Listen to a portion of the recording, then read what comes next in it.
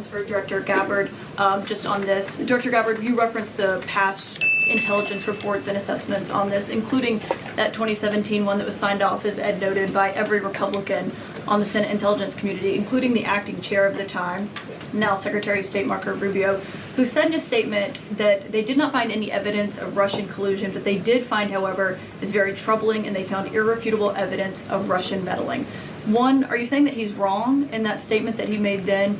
And secondly, what would you say to people who believe that you're only releasing these documents now to improve your standing with the president after he said that your intelligence assessments were wrong? Well, first, I want to correct something that you stated, which was citing the Senate Intelligence Committee's report as being one and the same. I think you said the intelligence community. The Senate Intelligence Committee has a very different function than the Office of the Director of National Intelligence.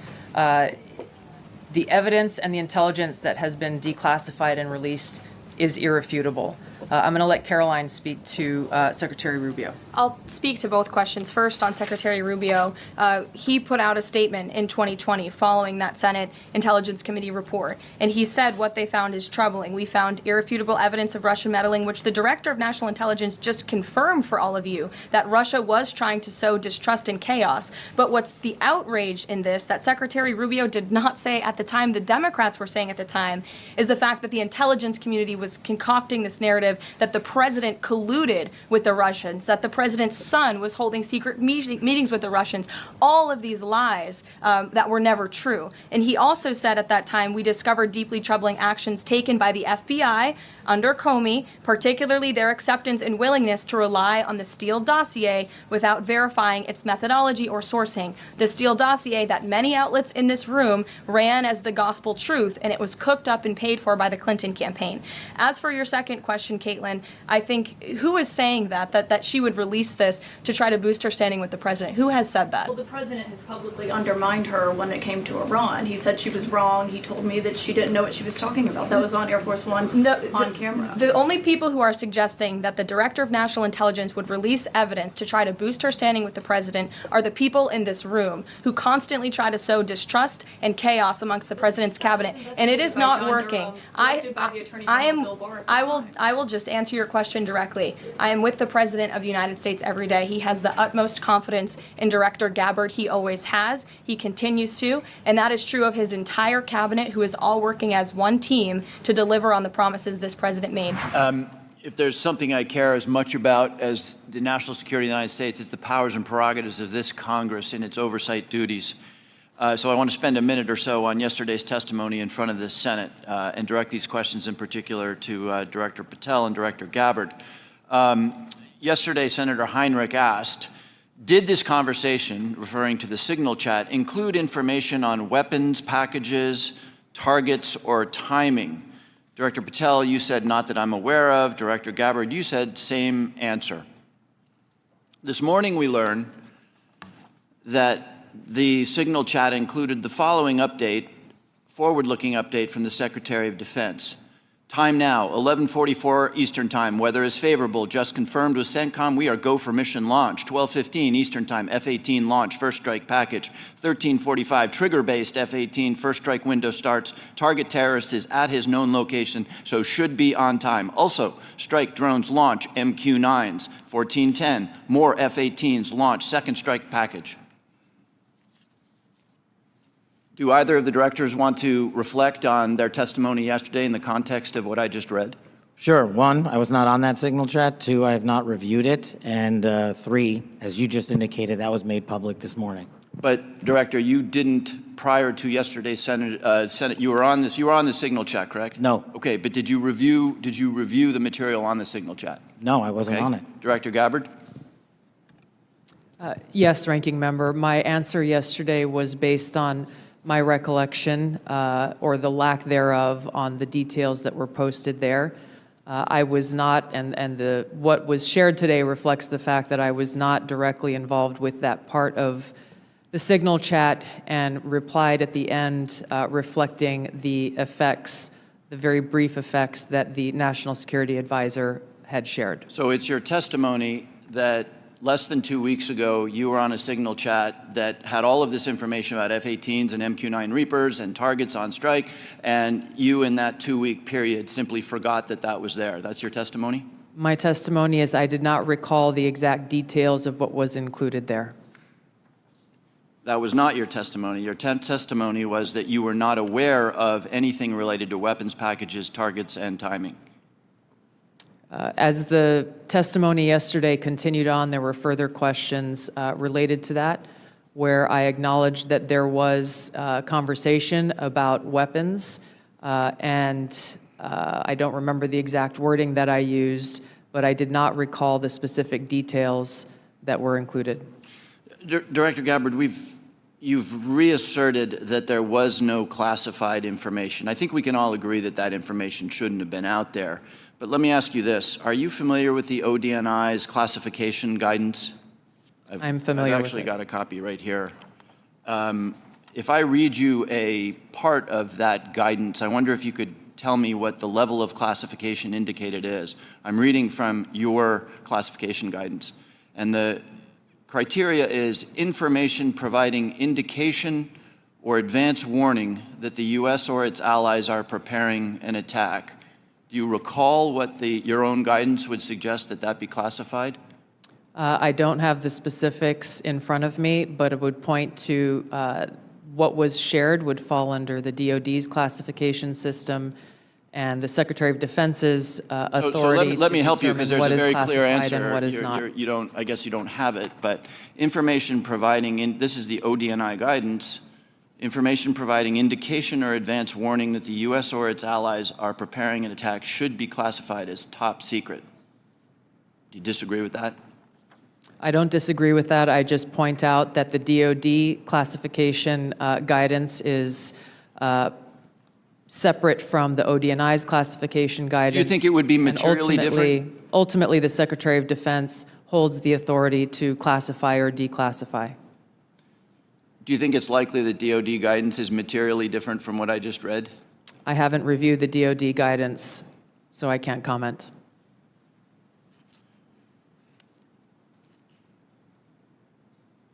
Director Gabbard, a lot of this suggests sort of a lack of sobriety. When there's punch emojis and fire emojis, it's a lack of sobriety.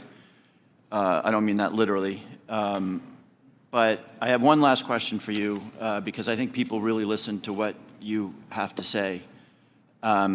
You, on March 15th, as DNI, retweeted a post from Ian Miles Chong, who is listed on RT, that's Russia Today's website, as, quote, a political and cultural commentator who has contributed content to RT since at least 2022.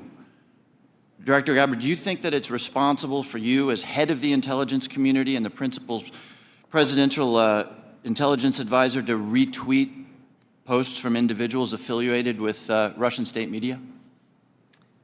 That retweet came from my personal account, and I would have to go back to look at the substance of the tweet. Can I, just so that we don't have a lack of confusion amongst our allies and enemies and us, can I act perhaps that you not think that you should be saying one thing on your personal account than you say officially? I maintain my First Amendment rights to be able to express my own personal views on different issues. Thank you. I yield back, Mr. Chairman. Thank you, Mr. Chairman. I would like to repeat my colleague's question to you. Thank you for being here. To answer these questions and for your service. Was Edward Snowden a traitor to the United States of America? Senator, I will also repeat my answer. He broke the law. You said earlier that you were offended by a question that my colleague from Kansas asked, which I think was his duty as somebody on this committee to fulfill his responsibility to advise and consent. We are not here to be a rubber stamp for the President of the United States. So let me ask you again, do you believe, as the chairman of this committee believes, as the vast majority of members of our intelligence agencies believe, that Edward Snowden was a traitor to the United States of America? Senator, if confirmed This as is when the Director of rubber hits National the road. Intelligence, I will work with you to make sure that there is not another Snowden-like social leak. media. It's not a moment to propagate theories, conspiracy theories, or attacks on journalism in the United States. This is when you need to answer the questions of the people whose votes you're asking for to be confirmed as the chief intelligence officer of this nation. As my colleague said, this is not about you. It's about the people that serve the intelligence agencies of the United States. Is Edward Snowden a traitor to the United States of America? That is not a hard question to answer when the stakes are this high. Senator, as someone who has your served answer, in yes uniform, or no, is Edward Snowden a traitor to the United States of America? as someone who has I'll go on worn to our my uniform questions. in combat, I understand how critical our national security Apparently is. you don't. Apparently you don't. Let me ask you, I've worked very hard to put your own words here in front of the committee. Not, fake news, not conspiracy theories on the internet, but the actual things that you have said. On February 23rd, 2022, at the very moment that Russian tanks were rolling across the peaceful border of Ukraine for the first time, you tweeted at 11:30 p.m. your time, "This war and suffering could have easily been avoided if Biden administration / NATO had simply acknowledged Russia's legitimate security concerns regarding Ukraine's becoming a member of NATO." Did you say that, yes or no? I believe you're reading my tweet, Senator. Yes is the answer. A few months later, you said on your podcast, and I quoted it, quote, "But this regime change war against Russia that the U.S. and NATO are waging via their proxy in Ukraine didn't begin when Putin invaded Ukraine. They had their eyes set on this objective long before that." Did you say that, yes or no? I believe you're reading my tweet. Thank There's you. a lot The answer more. is yes. You're quoting a podcast that I'm provided much more happy to have a context. conversation with the chairman about whether I'm taking anything out of context. I don't think I am. And your answer is yes. Are you aware that your comments about proxy wars and Russia's legitimate security concerns, to quote your own words, are in alignment with what the Russians have said to justify their invasion of Ukraine? Yes or no? Senator, I don't pay attention to Russian propaganda. My goal is to speak the truth, regardless of whether you like it or not. I'll take it. That's fine. You said you are used to speaking truth to power. Yes. I'm shocked to hear you now say that you are agreeing. I'm not shocked because I know you said it. You are agreeing that you basically said that Putin was justified in rolling over the peaceful border of Ukraine, the first time since World War II that a free nation had been invaded by a totalitarian state. And you were there at 11:30 p.m. that night to say that you were with them, not us. And let me tell you something. You say you don't know because you don't read Russian propaganda. Russian state TV then aired your comments. Did you know that? Senator, I think you should also quote the statement that I made criticizing Putin for his invasion of Ukraine. What I would say, Mr. Chairman, with the last, it's up to all of us. We're the Senate. We get to decide whether we're going to confirm this nominee. Obviously, we didn't select this nominee. But can't we do better than somebody who doesn't believe in 702? Can't we believe that somebody who can't answer whether Snowden was a traitor 5 times today, who made excuses for Vladimir Putin's invasion of Ukraine, the first time that I'm aware of any American official has done that? I'm questioning her judgment. That's the issue that's at stake here. And as you said, and I totally agree, this is about our intelligence officers. And you cannot answer. Most of what we do here is in secret. This is one of the very few opportunities that you will ever have to have a conversation with this panel in public.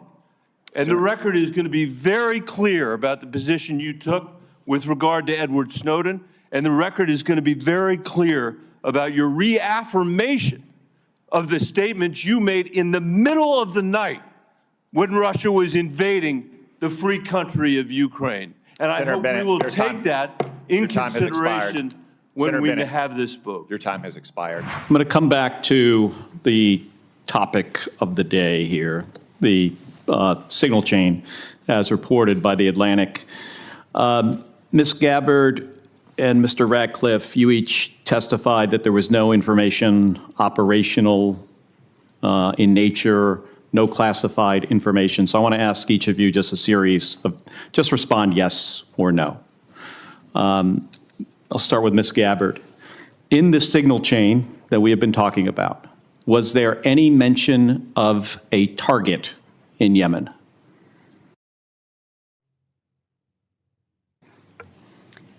I don't remember mention of specific targets. Any generic target?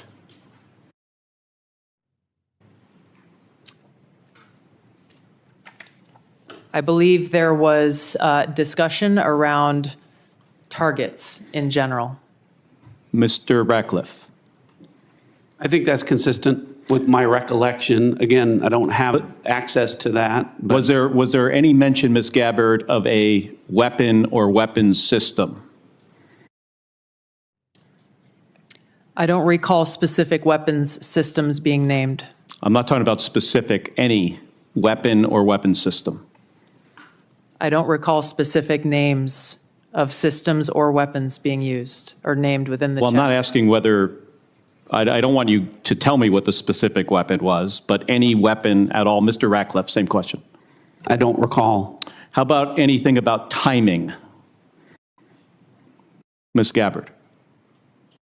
I don't recall specific timing. Was there any I mention? won't get into the detail of the conversation, but obviously there was a significant amount of planning and internal discussions that had occurred prior to and outside of this signal chat. Mr. Ratcliffe, you're nodding your head. Any mention of any military unit whatsoever? Mr. Ratcliffe? Not that I recall. Ms. Gabbard? Not that I recall. Okay, so I understand that DoD policy prohibits discussion of even what is called controlled unclassified information, or CUI, on unsecured devices. Are both of you aware of that DoD policy? I haven't read that policy. Not familiar with the DoD policy, but I would say that the Secretary of Defense is the original classification authority for DoD in deciding what would be classified information. Ms. Gabbard, does the intelligence community have a policy that prohibits discussion of controlled unclassified information? Yes. It does. Okay. Controlled unclassified information, according to DoD, includes information that is information that has not been approved for public release. Would you, of what's been disclosed publicly of the signal chain, would either of you feel that that would be approved for public release? Ms. Gabbard. The discussion that took place in that signal chat group was a conversation reflecting national security leaders and the vice president around the president's objectives. So yes or no, would you approve that for public release? I don't feel I can answer that question here. Because of the nature of this hearing? Because of the nature of a private discussion that took place between individual leaders in our government. It would make sense that you would not approve it for public release, wouldn't it? There are other factors that would Okay. go into that consideration. Mr. Ratcliffe, yes or no? I wouldn't approve the release of classified information. Again, as I've said, my I'm not talking about understanding is that- classified information, Mr. Ratcliffe. I'm talking about information that has not been approved for public release.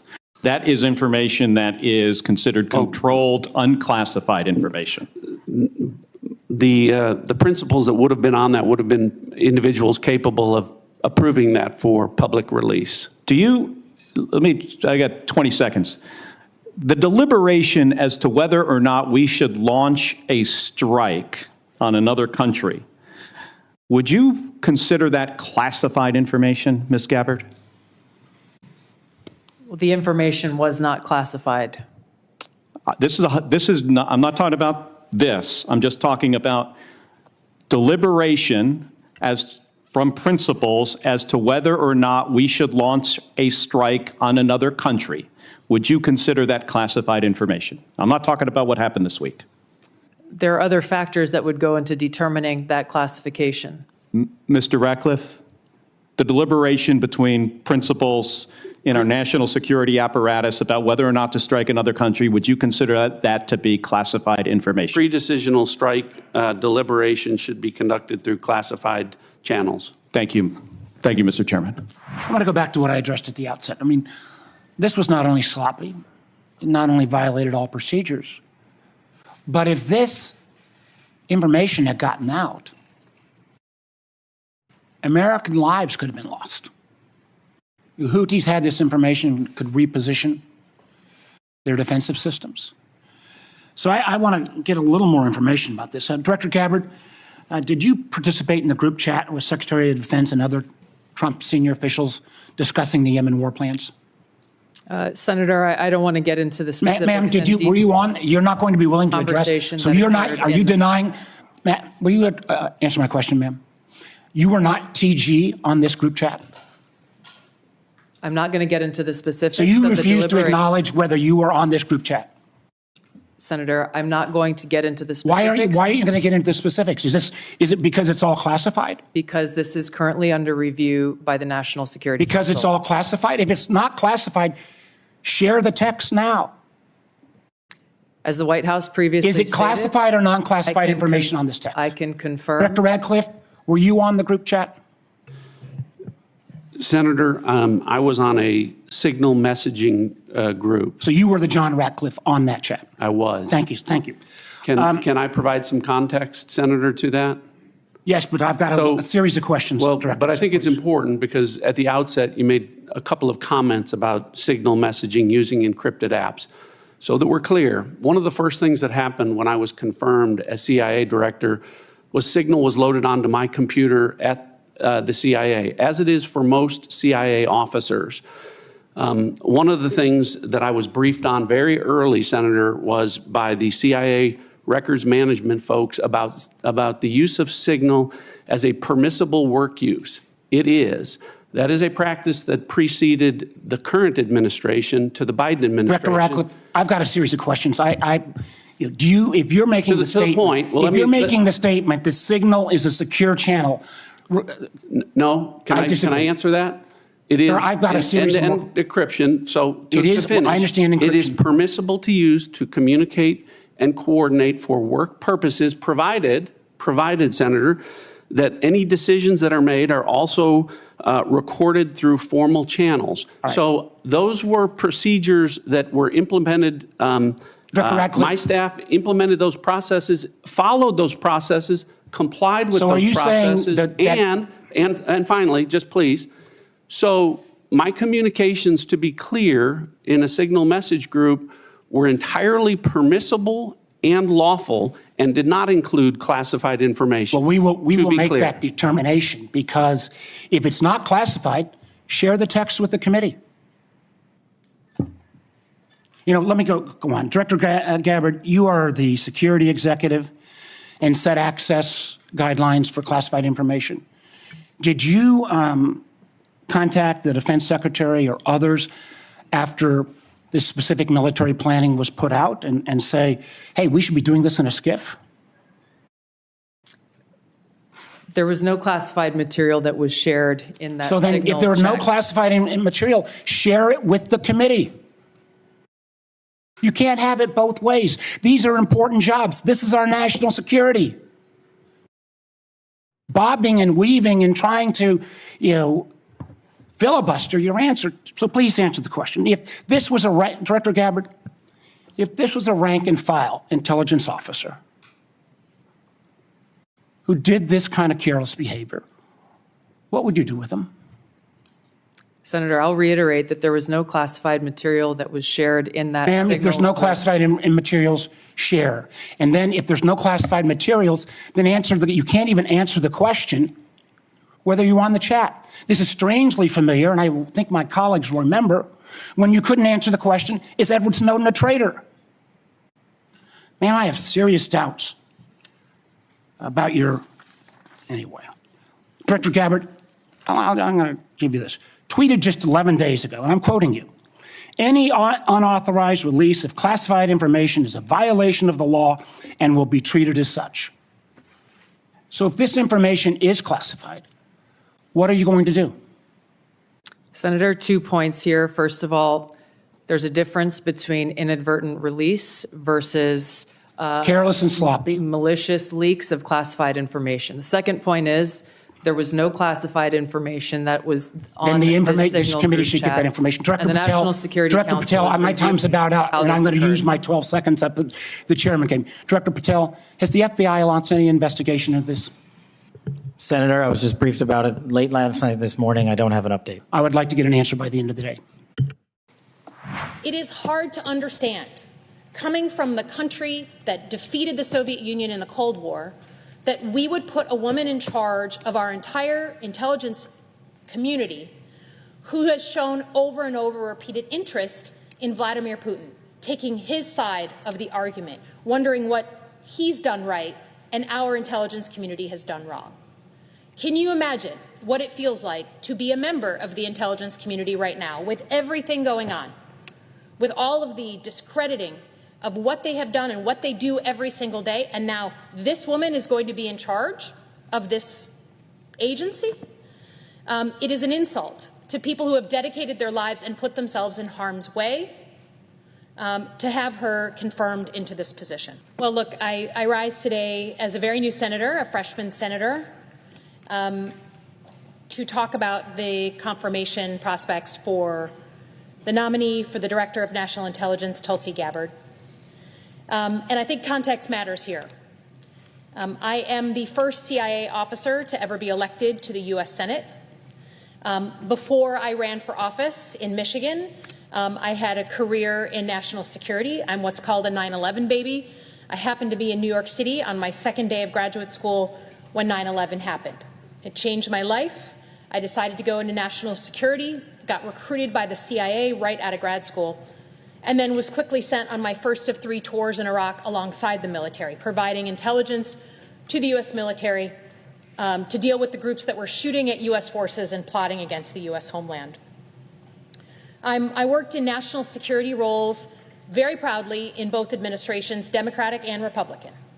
I worked in the White House for George W. Bush, and I was there the Friday that he left office and the Monday that Barack Obama walked in. I did the same job for 2 very different presidents, one from each party. I went on to be a Pentagon Assistant Secretary of Defense. But in between all that time, one of the things I got to do was help stand up the Office of the Director of National Intelligence. I was the intelligence briefer in Baghdad for Ambassador John Negroponte, who was the first ambassador to Iraq under the Bush administration. I would provide him intelligence briefings early in the morning. And one day he came back from a trip to Washington and said, I'm going to be nominated to be the first Director of National Intelligence. It's this completely new position. It's a position that has been created because of the failures of 9/11, our failures to anticipate the attacks of 9/11, to put the pieces together between the FBI, the CIA, the military, all those who had a piece of the story but didn't have a place and a venue to combine it all together to anticipate the most devastating attacks on the U.S. soil since Pearl Harbor.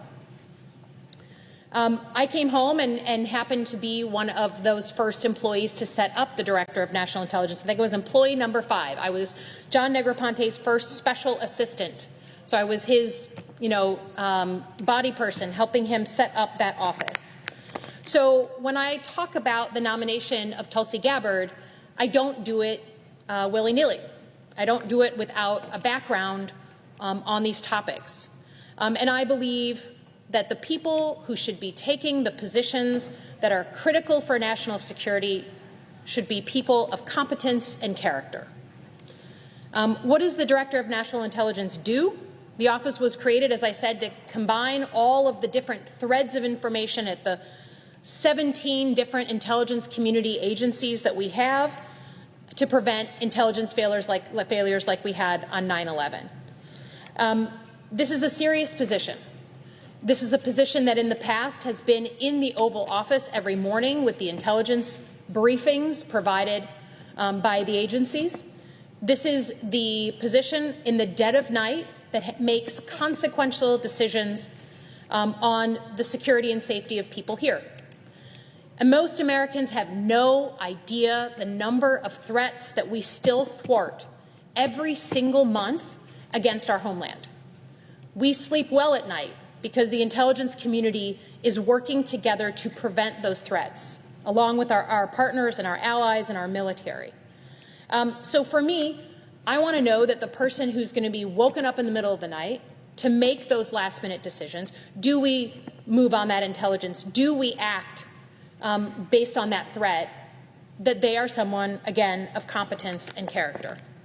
And what I have seen from Ms. Gabbard does not meet that threshold.